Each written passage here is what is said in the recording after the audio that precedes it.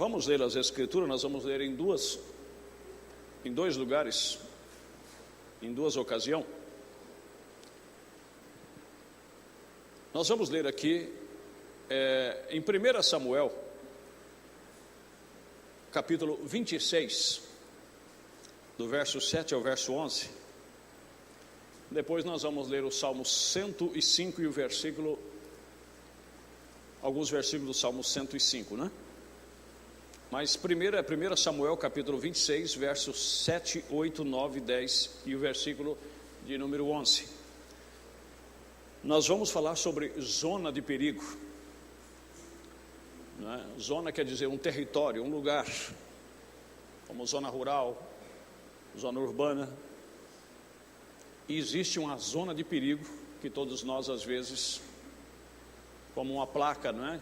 Onde tem, você vê ali hoje na Energisa, né? Já foi a Caiuá. Então naqueles lugares está concentrado a maior força de energia, ali eles colocam cuidado, alta tensão, cuidado, perigo. E às vezes nós desapercebidos, nós atravessamos essas placas, essas cercas. E eu digo para vocês, com 30 e poucos anos de cristão, com mais de 27 de ministro, eu já tenho visto muitas pessoas eletrocutadas. Eu já tenho visto muitas pessoas com sequelas profundas por atravessar essa linha aí. E nós vamos pedir que Deus nos ajude nesta noite. 1 Samuel 26, versos 7, 8, 9, 10 e 11. Vieram, pois, Davi e Abissai de noite ao povo, e eis que Saul estava deitado dormindo dentro do lugar dos carros, e a sua lança estava pregada na terra, à sua cabeceira, e Abner e o povo estava deitado ao redor dele. Então disse Abissai a Davi: Deus entregou hoje nas mãos o teu inimigo. Deixa-mo, pois, agora encravar com a lança de uma vez na terra, e não o ferirei segunda vez. E disse Davi a Abissai: nenhum dano lhes faça, porque quem já estendeu a sua mão contra o ungido do Senhor e ficou inocente? Disse mais Davi: vive o Senhor, que o Senhor o ferirá, ou seu dia chegará em que morra, ou descerá para a batalha e perecerá. O Senhor me guarde de que eu estenda a mão contra o ungido do Senhor. Agora, porém, toma lá a lança que está à sua cabeceira e a bila d'água, e vamos-nos. Amém? Agora vamos para o Salmo 105, verso 12, 13, 14 e 15. Salmo 105, aqueles que marcaram, vamos ler. Quando eram ainda poucos homens, sim, muitos poucos, e estrangeiros nela, quando andavam de nação em nação, e de um reino para o outro povo, não permitiu a ninguém que os oprimisse, e por amor deles repreendeu reis, dizendo: não toqueis nos meus ungidos, e não maltrateis os meus profetas. Que Deus abençoe a nossa meditação, podem se assentar. Aí você diz: mas pastor, isso não é um assunto como todos os assuntos, por que tensão? Porque eu sei como o diabo pode trabalhar na sua mente, como tem trabalhado na minha o tempo todo. Quando você vai abordar um assunto desse, dá aquela impressão, não é, de que você quer se autoproteger por ser um ministro. Mas eu não vou falar apenas do meu ministério em particular. Eu quero falar de todos os ministérios,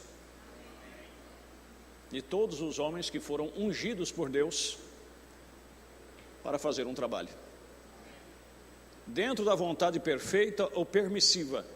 Nunca se envolva com isso. Fique longe disto, pois é uma zona de perigo. Amém? Irmão, só mais um pouquinho de retorno aqui, só mais um pouquinho para nós ouvir um pouquinho melhor o que eu estou falando aqui, fica melhor para mim, né? Se assobiar, eu dou um toque por mão. Em primeiro lugar, irmãos, Dificilmente eu mesmo, se eu não for sincero diante de vocês, eu não serei sincero diante de Deus. Eu pago alguns preços, porque não é só membro que paga preço por cruzar essa zona de perigo. O pastor também paga. E eu tenho pagado altos preços por não vigiar. E às vezes, bem intencionado, falar de outros ministros. Eu já vi igrejas arrebentadas. Eu já vi pastor, o diabo entrar na igreja deles e espedaçar uma por uma, dividi-las, faccioná-las, triturá-las, por ele não respeitar o ministério do outro companheiro. Eu já vi pessoas, cristãos firmes, cristãos que dava gosto de você ver ele ajudando a causa, pessoas fiéis nos seus dízimos, um ofertante que ajudava o pastor em tudo, ajudava também em muitas, mas entrou nesta zona e hoje é um alcoólatra e não consegue levantar. É uma coisa difícil, irmãos, muito difícil. Só que no livro de Provérbios diz assim: por Deus não executar a sentença assim que ele decreta, vamos dizer assim, faz com que o coração dos homens são levados a pecar. Porque Deus, quando ele pede algo e você desobedece, ele já não te pune em seguida, ele espera o tempo certo. Aí depois que ele te pune, aí você vai se recordar e vai dizer: se você é sincero e examina-se a si mesmo, você vai falar: Senhor, tenha misericórdia, eu sei porque isso está me acontecendo. Estão compreendendo? Aí você me diria assim: mas e como agir nisto? A primeira coisa que você tem que saber é o seguinte: o homem é o homem. O ministério, a unção que Deus deu para ele é uma outra coisa. É por isso que eu vou ler para vocês aqui o profeta dizendo: se você tem dificuldade com o homem, respeite pelo menos a unção, o ofício que está sobre ele. Você não pode confundir um com o outro. Estão compreendendo? Eu não quero pressa porque eu não quero atropelar. Eu apenas quero ler aqui com toda a paciência. Por isso que eu adiantei as outras partes o mais rápido possível para poder ganhar tempo. Mensagem de respeito 165. Se você não pode respeitar o homem, respeite o ofício que ele possui em Deus. Ou seja, se você tem dificuldade para respeitar aquele homem, mas olha o ofício que ele tem em Deus e como Deus trabalha na vida dele, respeite isso. Isso é exatamente correto, está vendo? Respeite-o. Se o ministro vem, o seu pastor, sempre respeite-o. Eu tenho ouvido congregações falar a respeito do seu pastor como somente falam a respeito dele. O criticam, o ridicularizam. Como esse pastor alguma vez poderá fazer algo por você? Ele não pode fazer. Eu não digo esta igreja, porém eu quero dizer as igrejas que eu tenho visto. Que se você tem que amar seu pastor. Se você não consegue amá-lo, respeitá-lo, procure outra pessoa para ser o seu pastor, ou então você vai se meter em problema com Deus. Esse irmão que eu falo para vocês era um amigo, vamos dizer assim, para mim, íntimo mesmo. Eu não vou dizer o nome dele, por ética, mas o pastor era seu parente. Isso é um perigo.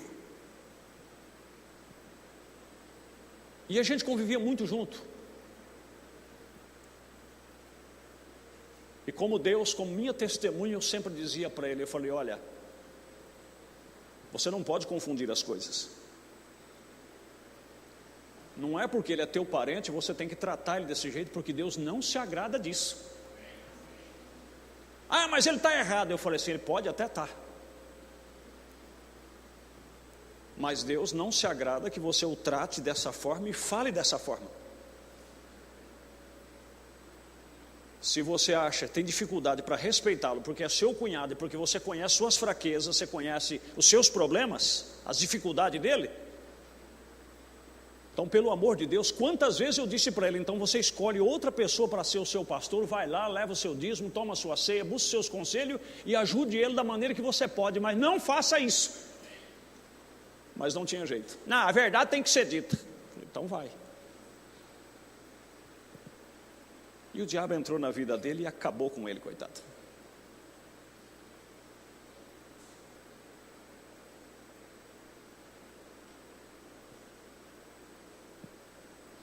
Ele disse, você tem que amar o seu pastor. Você tem que saber que ele é um ser humano. Você sabe o que às vezes, nas minhas muitas turbações, eu fico pensando? Tem pessoa que baseia a salvação dele no pastor. Ele acha que é o pastor que vai santificar ele. Se o pastor permanecer sempre certinho, ele vai no arrebatamento. Se o pastor der uma vacilada, ele não vai mais. Irmãos, vamos amadurecer. Talvez se você não sabe, fique sabendo nessa noite. Você sabia que eu posso preparar vocês e eu mesmo ficar?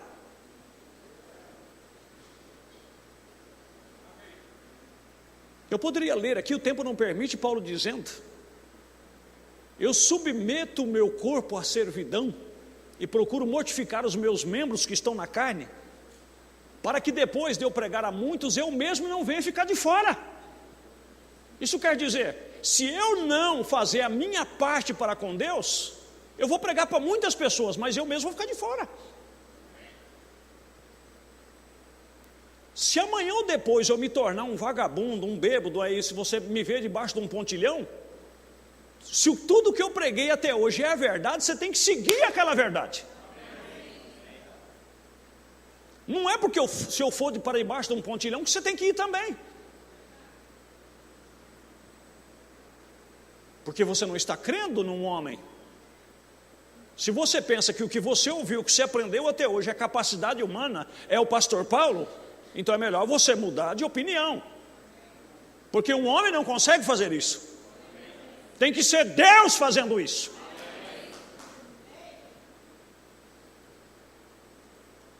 Mas tem pessoa que ele fica ansioso, ele fica preocupado.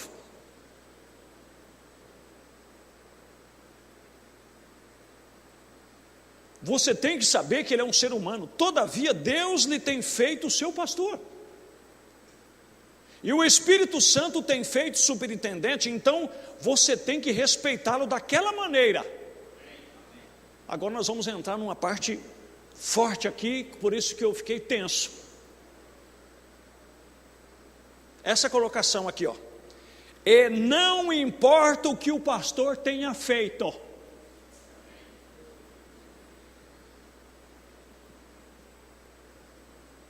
Se você o respeita em seu coração, como um servo de Deus, Deus lhe respeitará por fazer isso.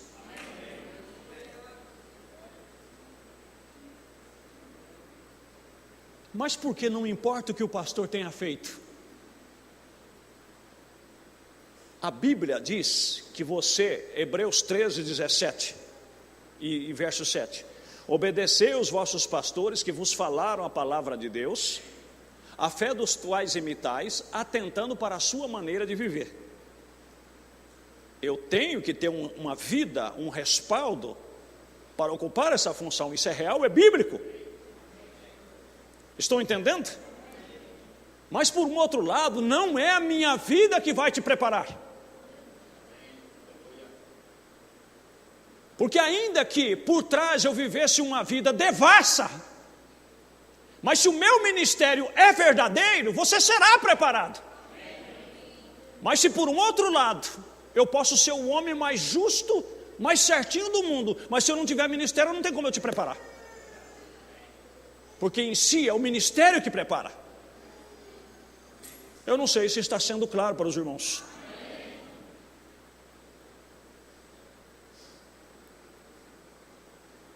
Eu quero colocar essa parte aqui. Não importa o que ele tenha feito.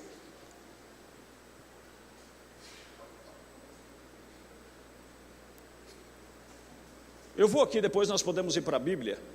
Hebreus capítulo 4, verso 4, segunda parte. 185, 186. Ora, Abraão estava sentado ali mentindo, um apostata. E aqui estava esse homem honesto e justo, um homem direito. Ora, ele disse: Senhor, tu conheces a integridade do meu coração. Ele não me disse que aquela era sua irmã? Disse: eu conheço a integridade do seu coração. Esta é a razão pela qual eu estou te guardando, para que não pecardes contra mim. Isto é certo. Eu conheço a integridade do coração, mas o seu marido é meu profeta. Se aquilo não é a graça, apostata, mentindo, assentando ali fora, mas continuava sendo meu profeta. Você toma uma oferta e vá até ele, leve sua esposa de volta, ou tu serás um homem morto. Eu não ouvireis mais as tuas orações, deixe ele orar por você, amém? Aí está você, este é o meu profeta. É por isso que Davi disse, no Salmo 105, repreendeu reis e monarcas dizendo: não toqueis nos meus ungidos e não maltratei os meus profetas, porque ele estava lembrando de Abraão. Abraão foi lá para a cidade de Abimeleque, o rei Abimeleque, e ele combinou com Sara, porque ela era uma mulher muito formosa, e disse: quando eu chegar lá, por certo o rei poderá se agradar de você, para que ele não me mate, para ficar com você, então você diga que eu sou seu irmão. E chegando lá, na verdade, o rei bateu o olho nela, gostou dela e disse: quem é a donzela, a mulher que anda contigo? Ele disse: é minha irmã. E ela também disse: é meu irmão. E Abimeleque mandou buscar ela. E ele era um homem justo. E quando foi de noite, Deus apareceu para ele em sonho e disse: você não rela um dedo nela. Porque se você relar um dedo nela, você é um homem morto. E outra coisa, eu já feri a cidade inteira, a sua nação inteira. Nenhuma mulher dessa nação vai gerar mais filhos se você não devolver a mulher do meu servo. E Abimeleque disse: mas não foi ele que disse que é a irmã dele? Deus disse: eu sei, mas o homem é meu profeta.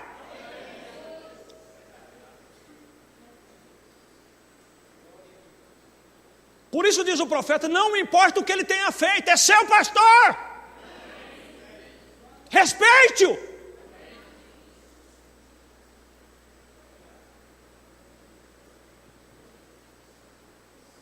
Ele tem um Deus sobre ele. Não precisa do seu julgamento, não precisa da sua língua, não precisa de nada. Ele já tem um Deus sobre ele. Como diz Romanos capítulo 2, por que você vai julgar servo alheio? Estão entendendo, irmãos? Mas tem pessoas que dizem: não é porque é pastor, não é porque tem um título, não é porque... Quanta gente eu já vi bater com a cara na parede. Eu já vi gente depressiva, como eu estou dizendo, se tornaram bêbados, embriagados.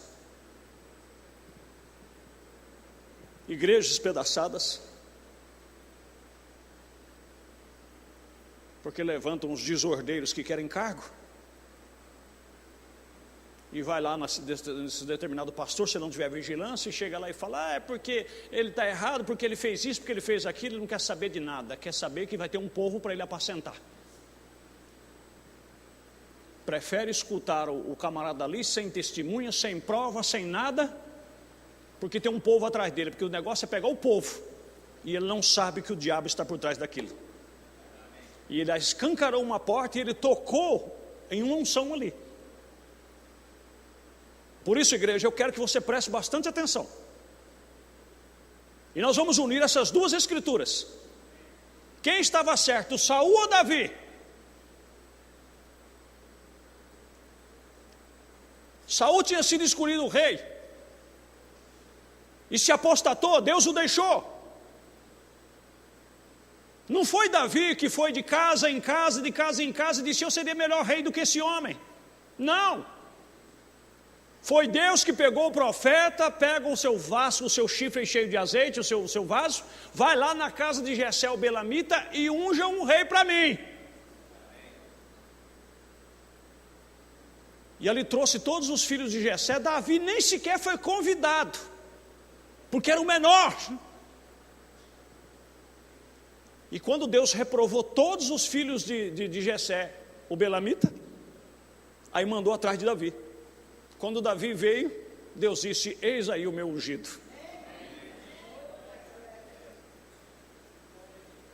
E ele derramou o azeite na cabeça de Davi. Naquele momento Davi já foi ungido rei, mas Saul ainda estava vivo e ainda estava no posto. E o Espírito de Deus, a unção se retirou dele, e um espírito mau o atormentava. Aí ele passou a sentir ciúme de Davi e queria matar Davi de todas as formas. E Davi fugiu. E quando Davi fugiu, ele foi no encalço de Davi, foi atrás de Davi. E nessa ocasião que nós lemos aqui, ele encontrou Saul dormindo, e a Bíblia diz que Deus colocou um sono de Deus neles. Que estava lá o general Abner, deitado do lado de Saul, todos os soldados em volta, e Davi chegou junto com Abissai, e ninguém sequer percebeu que eles estavam ali, de tão profundo sono que Deus colocou.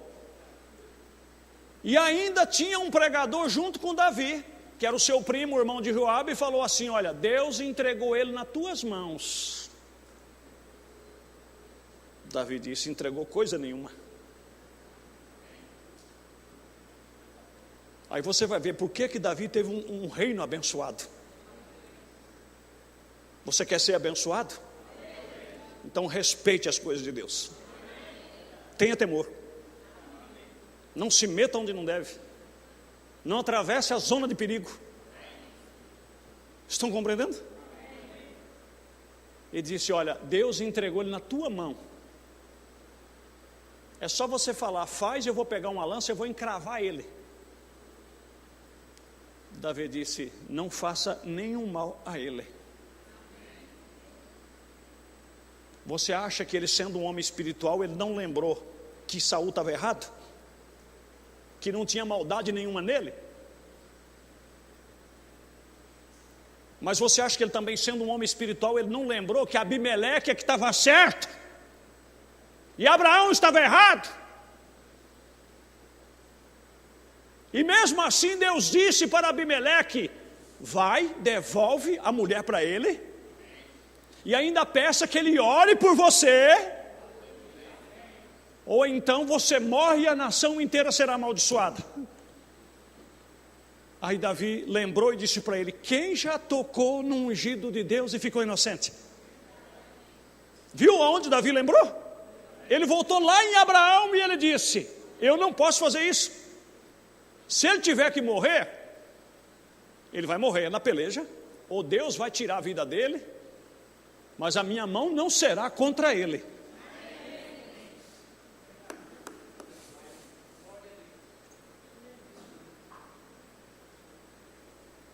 Davi morreu na sua velhice, e Deus nunca permitiu ninguém matá-lo, por ele ter respeitado a Deus. Se você quer ter uma vida em paz, só faça o que a Bíblia diz para você fazer. E tira a sua colher do meio de onde não cabe você. E nem se associe com quem quer fazer. Estão compreendendo? Eu volto a repetir, eu não estou falando apenas de meu ministério. Estou falando de alguém que venha trazer para você, porque eu subi lá com o pastor fulano, eu sou com o pastor ciclano, você fala, meu amigo, ó, encerrou o assunto por aqui. Eu não quero me envolver nisso. Aí tudo bem.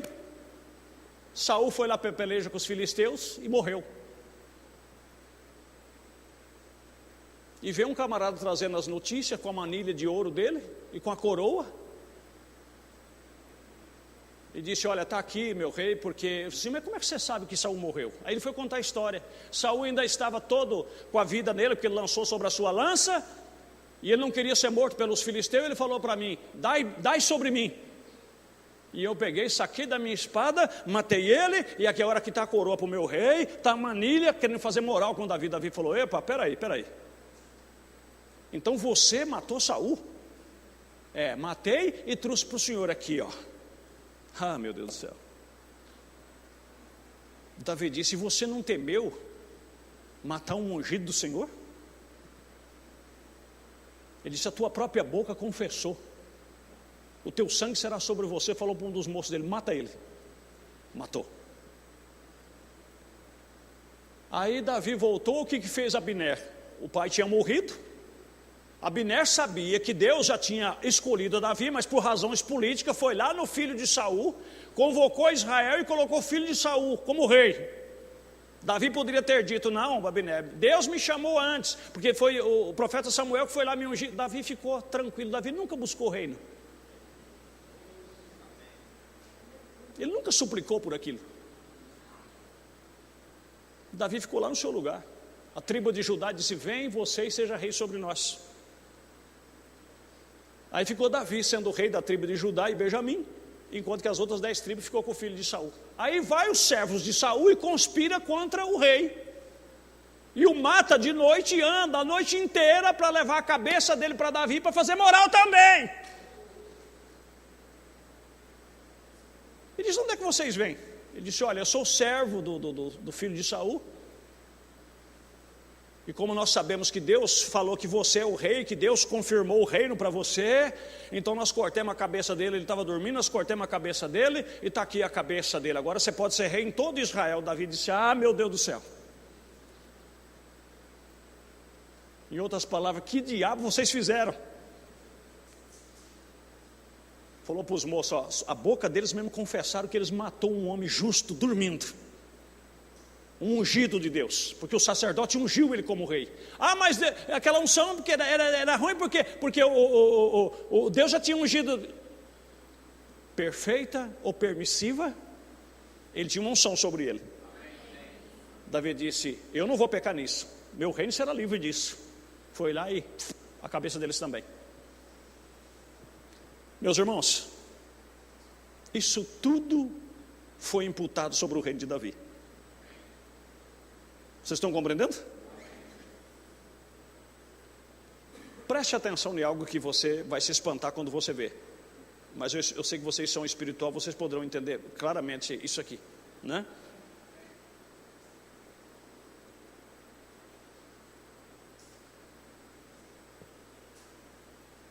Como se mata um homem hoje? Lembra-se que a Bíblia diz assim, derruba o pastor e dispersará o rebanho. Como é que se derruba um pastor hoje? Como é que se assassina um pastor? Você sabia que tem muitos assassinos por aí, é sangue frio? Você sabia que tem muitos desses homens que pegam a cabeça do pastor, ou do seu pastor, ou do pastor que seja, e leva para outro pastor e dizer, ó, está aqui na tua mão, é só você quiser, ter um grupo lá, assim, e você pode ir lá e ser pastor deles. E o abençoado deveria lembrar que ele também tem uma unção, e que se ele apoiar aquilo, a coisa vai virar contra ele. Não, por vaidade ele diz, não, tá, olha, obrigado irmão, é verdade, você tem, ó, Deus abençoe, dá uma janta, uma festa para ele, o irmão querido, o irmãozinho amado, e quando ele menos espera, o diabo, aí aquele demônio entra na igreja dele e começa, e espedaça tudo.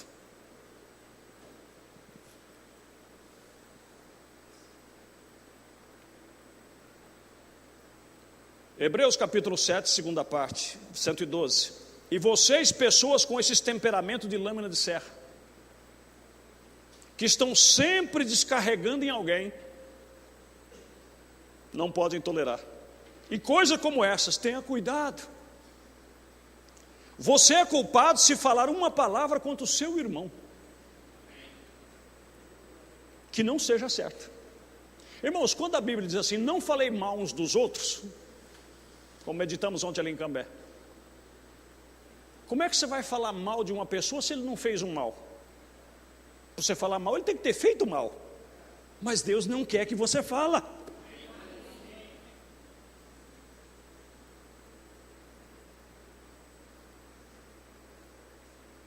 Você não tem que cravar, agora presta atenção, contra o seu irmão que não seja certa, não seja justa. Ir ao redor e o dilacera. Você não tem que cravar uma faca nas costas de um homem para matá-lo. Você pode arruinar o seu caráter e matá-lo. Matar a sua influência. Falar contra o seu pastor aqui dizendo algo ruim sobre ele.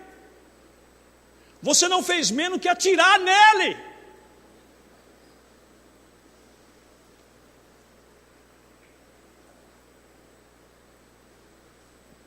E aí as pessoas ficam se perguntando, por que as coisas estão acontecendo?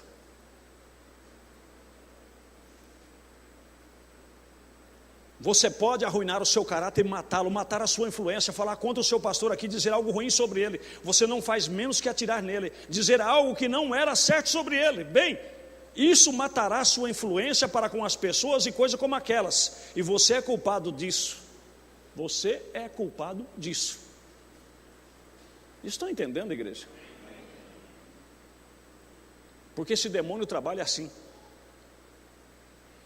Eu já vi igrejas aos pedaços, e vou dizer para você como ele trabalha, como nós meditamos aqui no domingo passado.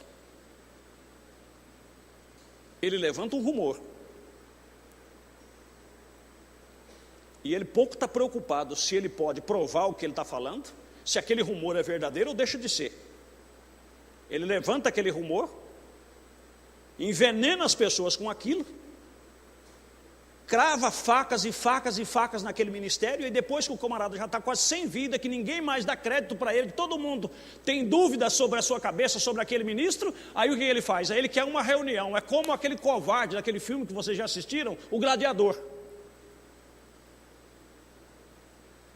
O cidadão cravou um punhal nas costas do lutador, deixou ele a noite inteira amarrado lá com febre, com uma ferida, aí depois no outro dia solta para lutar no meio do público, ele sãozinho com a espada para lutar contra um ferido. Aí depois que ele dilacerou, que ele acabou com a moral do pastor, que ele acabou com aquele ministério, que ele derriçou, aí ele marca uma reunião, diz que é uma reunião com a igreja, mas a igreja já está envenenada.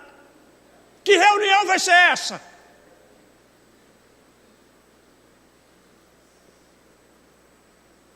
E isso tem rodado, irmãos, e tem acabado com a igreja. Vocês me desculpam, eu tenho que ser franco, aberto, isso aqui não é um desabafo.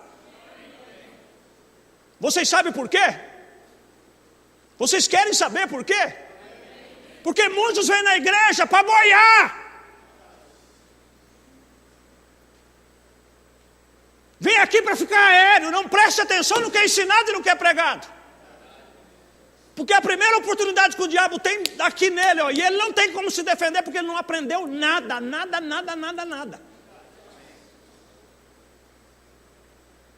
Tudo que é ensinado entra aqui e sai aqui. Quando o diabo chega, ele fica vendido, ele não sabe o que fazer.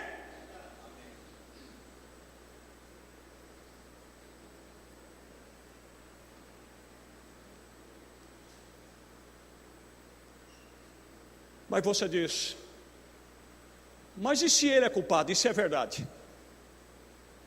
Foi você que viu?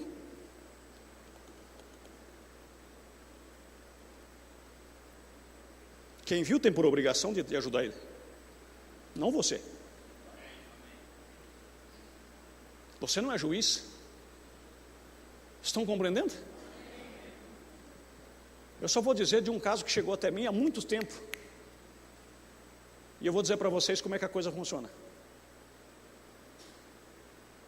O pastor enviou um torpedo para uma irmã, na época dos torpedos. O WhatsApp não existia. E a irmã interpretou mal o torpedo. Aí o que ela fez? Em vez de ir até o pastor e dizer, eu não entendi, irmão, isso que o senhor falou, isso para mim soou estranho. Ela foi na mãe. Sabe, parece aquelas crianças de escola, eu vou falar para a mamãe, eu vou falar para a mãe, eu vou falar para o pai, eu vou falar para a mãe, eu vou falar para o pai. Se você desceu nesse batistério e foi batizado, e você vem tomar a ceia, você tem que responder por você. Não é seu pai e sua mãe que respondem por você. Quem responde por você é você. Se o teu irmão pecar contra ti, você não tem que ir nem pai nem mãe, você tem que ir na pessoa que pecou contra você. Não é chegar em casa e contar para pai e para mãe, não. A Bíblia nunca disse, se o teu irmão pecar contra ti, fala para o teu pai, fala para a tua mãe, fala para o teu marido, fala para a tua esposa.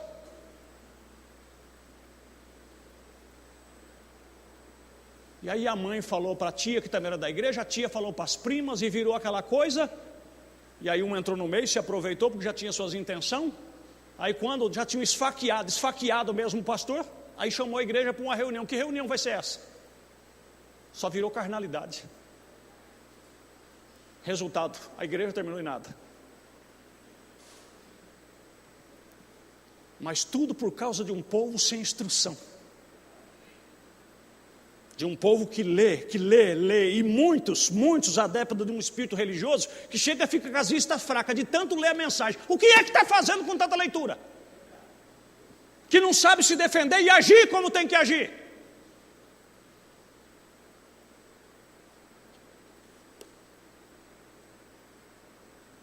Vocês estão vendo porque eu estava tenso? Agora é vocês que estão tensos. Mas isso é para ajudar.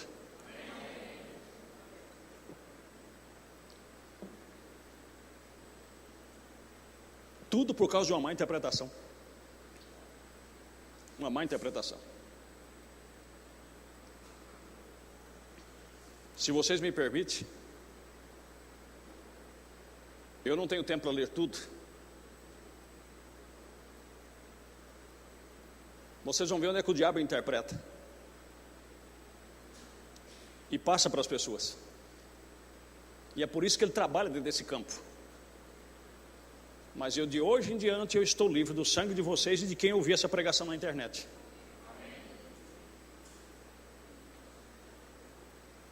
Mensagem de Hebreus capítulo 7, segunda parte ainda, 46, ele diz: a única coisa que eu faço é simplesmente possuir a propriedade. E se alguma coisa acontece que você, como tirar o pastor, porque o negócio é o seguinte, tudo começa com aquele rumor, com aquele mover, como eu estou falando, inflama as pessoas, porque o objetivo é tirar o pastor. Não é ajudar o pastor, não é ajudar a igreja, é tirá-lo do posto.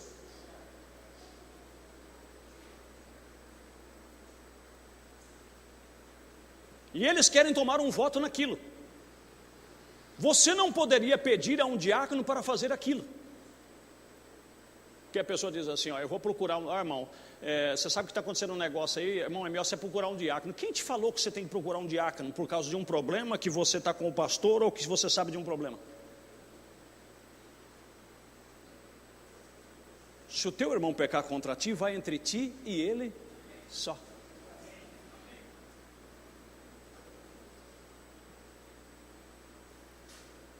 Você não poderia pedir a um diácono para fazer aquilo. Você viria e me pediria, eu desceria e diria, se vocês querem tirar o pastor, diga-me por quê. Ele fez alguma coisa?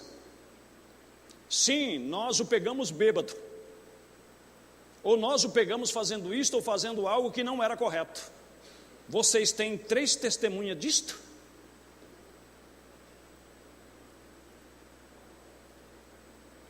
Aí eu volto ao início.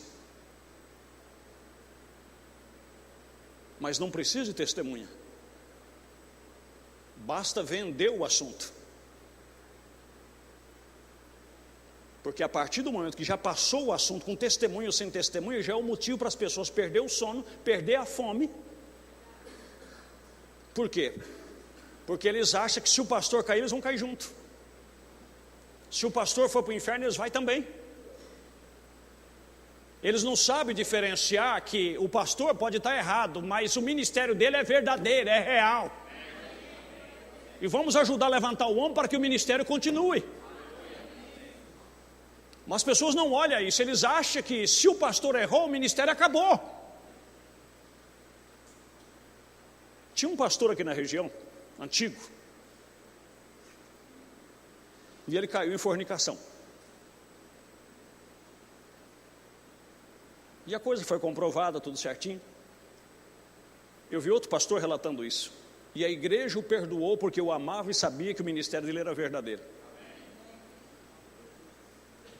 Mas outros que estavam com zoião na sua igreja, porque era uma boa igreja, fez de tudo para que a igreja o despôsse. Tirou ele dos braços da igreja, para pegar a igreja. E esse pastor foi embora. Ficou desacreditado, sem moral. Foi embora.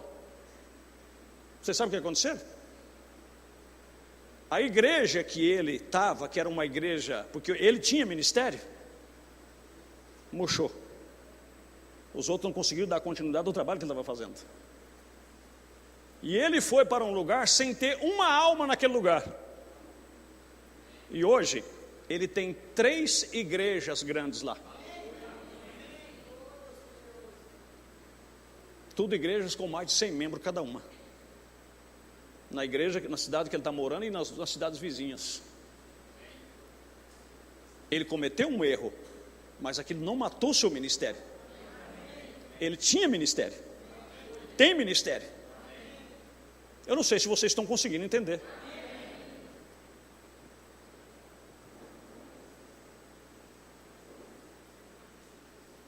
As testemunhas devem ser provadas primeiro. Mas é como eu estou falando, se o povo não tem entendimento, se o povo não tem capacidade, não tem estrutura para enfrentar um problema, eles pouco estão preocupados com testemunho, irmão, eu perdi a graça, eu perdi a fé, eu já não tenho mais essa coisa, porque a minha confiança já foi, porque misericórdia, misericórdia, misericórdia, porque eu estou falando, porque vem na igreja só para esquentar banco, não aprende nada. Desculpa nada.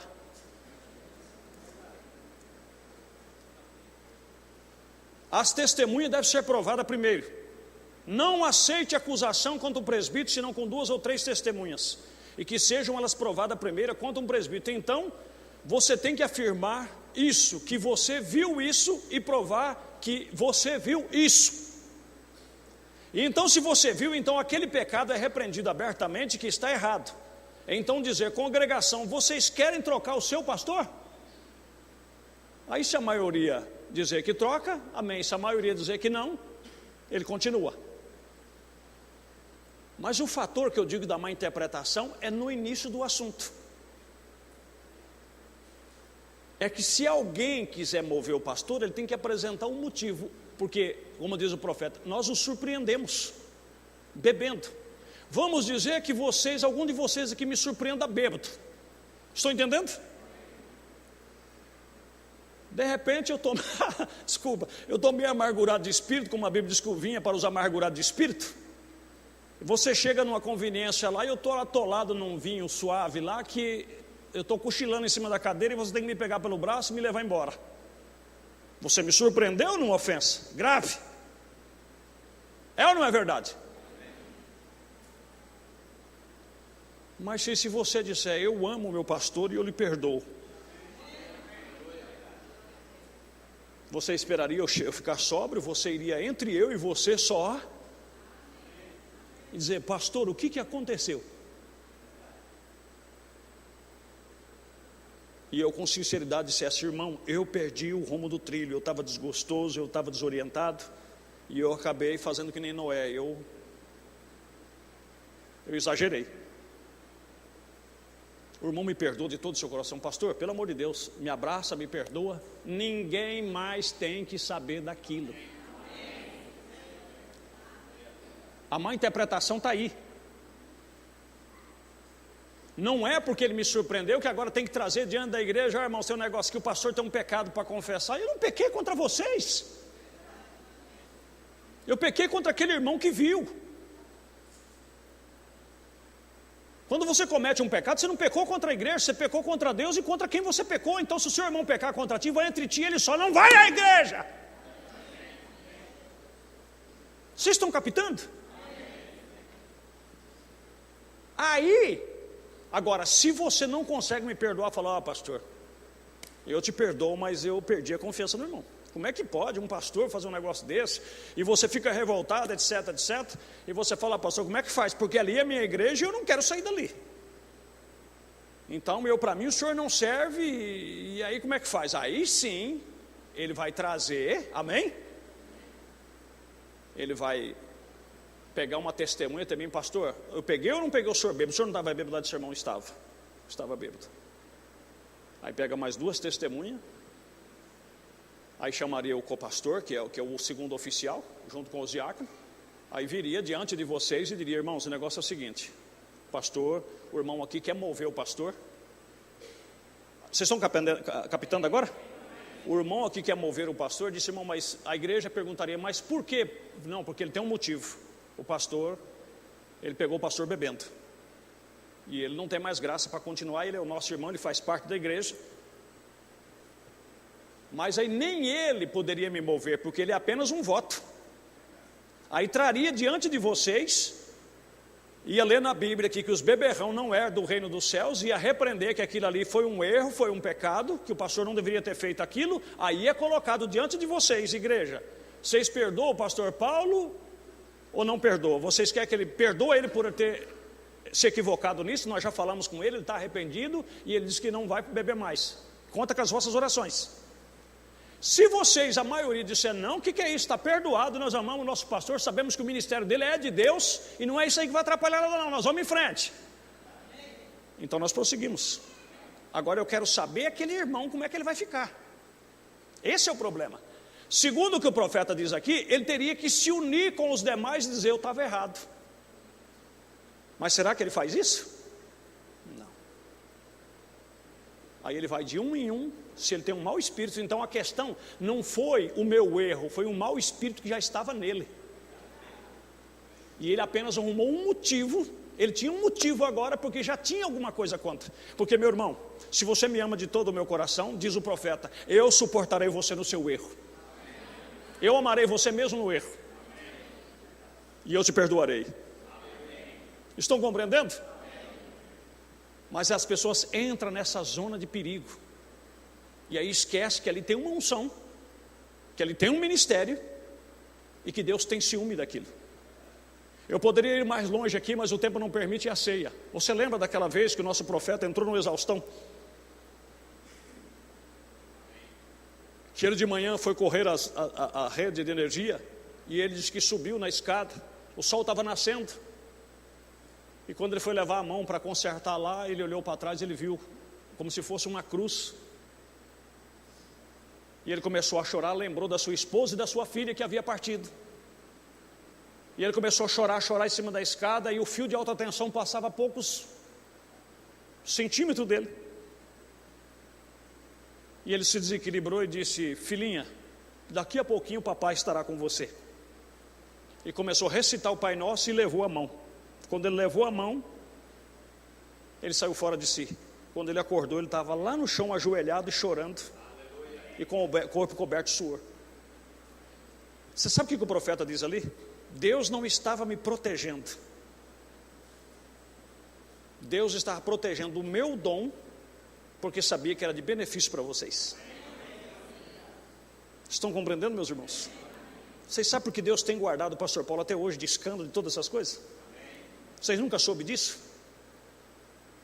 É porque se eu tenho alguma coisa que serve para vocês, Deus vai proteger isso até o final. E ai daquele que entrar no caminho. Não por causa de mim, porque se dependesse de mim eu já estava na lona há muito tempo. Estão compreendendo?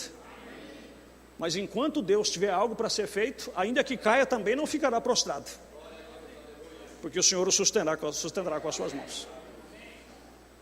Mas é uma zona de perigo muito grande, porque sem você às vezes perceber, você poderá estar matando a influência de uma pessoa, de um ministro. E se vocês ouvirem falar de qualquer ministro, porque às vezes nós nos acostumamos. Agora, eu volto a repetir, não é que esses ministros estão certos, às vezes eles estão errados mesmo, mas Deus não quer que fale. É problema deles com Deus. Mas e se eu ver ele errado, então porque é pastor eu vou deixar ele errado? Não, vai você e ele. Faz o que a Bíblia diz. Mas não vai você chegar em casa e falar para a mulher, falar para outro, e como dizem alguns aí que falam assim, isso aí até a torcida do Corinthians já sabe porque linguarudos foram transmitindo de um para o outro. Por isso que a torcida do Corinthians já sabe. Vocês estão entendendo? Se fossem pessoas de Deus, nem a torcida do Corinthians, aquele prudente que é pequenininha, sabia. Estão entendendo, meus irmãos? Porque diz o profeta na mensagem, Põe-nos ao lado de Jesus, parágrafo 130, a maneira cristã é esconder tudo que você sabe que é de errado de um irmão. A maneira cristã. Cristão não tem prazer em propagar desgraça. Mas as pessoas entram nesse caminho e depois não sabem, por causa de catástrofe que aconteceu com as suas vidas. E às vezes, no momento que você está tudo bem, está tudo certo, mas aguarda, alguém já tocou no ungido de Deus e ficou inocente? Essa é a pergunta que a Bíblia fala. E eu quero que você leve isso no seu coração. É uma zona de perigo. E mais uma vez eu repito, para concluir, eu não estou falando diretamente ao meu ministério. Eu estou falando a todos os ministérios. Mas o pastor que entrou naquele lugar, aquele pastor está errado, porque aquele pastor foi colocado por causa disso, mas ele não tem ministério. Mas Deus permitiu a unção sobre ele, algum propósito tem. Alguém pôs as mãos sobre ele e reconheceu ele como ministro, então você tira as suas. É problema dele com Deus. Se ele está fazendo fora da vontade de Deus, isso é ele e Deus, eu quero ficar bem longe disso aí. Cada ministro que já entrou nessa cidade para fazer um trabalho, a minha oração sempre é esta: Senhor, se isso é Deus e é o Senhor na vida desses homens, os abençoe e faça prosperar. Se não é, Senhor, tenha misericórdia. Só isso. Eu não preciso criticar, eu não preciso perseguir. Porque diz o profeta, se não é a vontade de Deus, ele já tem Deus contra ele, não precisa de ninguém mais. Que Deus nos abençoe. Vamos nos pôr de pé. Deus Todo-Poderoso, tenha misericórdia de nós, Senhor. Não permita que sejamos apenas ouvintes, mas que sejamos praticantes. Não deixe o teu povo passar desapercebido quando o Senhor quer os advertir. Meu Deus, o Senhor sabe tratar bem todas as coisas. O Senhor sabe como agir em todas as coisas. E o Senhor tem um propósito em todas as coisas. Por isso, meu Deus, tenha misericórdia e nos guarde de entrar nessa zona de perigo, Senhor, que é tocar nas coisas que o Senhor não quer que nós tocamos. Como Miriam, Senhor, e Arão, eles apenas comentaram: porventura não há mulher suficiente em nosso meio, por que Moisés tinha que casar com a mulher cozita? E a tua palavra nos diz que o Senhor se aborreceu tanto, que chamou os dois lá e disse: olha, se alguém cuida ser profeta ou espiritual, eu falarei com ele em visões, em sonhos, mas não é assim com o meu servo Moisés. Eu falo com ele face a face, e vocês não têm o direito de falar dele. Se ele escolheu isso, é problema dele e meu. E a tua palavra nos diz, Senhor, que ela se tornou leprosa daquele dia em diante. E Moisés teve que orar por ela e pedir a misericórdia de Deus. Meu Pai, ajuda cada um de nós. Se o Senhor permitiu ter uma unção, um ministério sobre um homem, perfeito ou permissivo, faça isso no coração dos teus filhos. Quando vê-los, em vez de criticar, ridicularizá-los, diga: pastor, ore por mim. Olá, pastor, como é que você está? Mas não ridicularizar, dizer: isso não é pastor coisa nenhuma, nunca foi pastor nem aqui nem em lugar nenhum. Meu Deus, tenha misericórdia, guarda os teus filhos de entrar nesta zona de perigo. Deixa estas coisas para o Senhor resolver, pois o Senhor sabe como resolver tudo. Eu entrego cada um deles em tuas mãos e peço as tuas muitas bênçãos, em nome de Jesus Cristo. Amém.